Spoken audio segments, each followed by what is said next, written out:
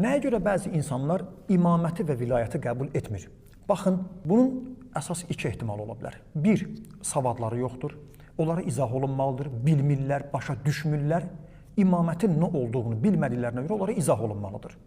İkinci mərhələ başlayır, bəziləri bilir, başa düşür, izah edirsən Quranla, Peyğəmbər kəlamı ilə, hətta əhl-i sünnə qardaşlarımız, digər bütün müsəlmanların kitablarını ispat etsən, qəbul etmir. Bu da ümumi bir qaydadır. Sualı belə qoyaq, insan haqqı niyə qəbul etmir? İmamət də o haqlardan biridir. Bir şeyi bilmək, heç də o demək deyil ki, insan bir şey bilirsə, ona inanır, ona iman gətirir. Ən məşhur qayda budur.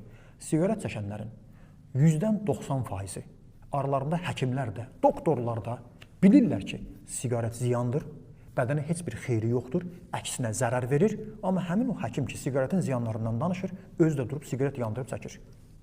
Bilmir, bilir. Bir insanın bilməyi o deməkdir, ona həmişə əməl edir. Özümüz də təcrübəmizdə gördük ki, çox vaxt biz bildiyimizin əksinə gedirik. Ona görə də bu barədə kimlərsə haqqı, imaməti qəbul etmirsə, o demək deyil ki, imamət haqq deyil. Tarixdə buna nümunələri var, ən məşhuru da hətta iblis, şeytan Allahla danışır, Allah ona əmr edir, Allahın sözündən çıxır. İnsan nəfsinin qul olanda, nəfsinə uyanda təkəbbürün ucbatından bu günə qalır.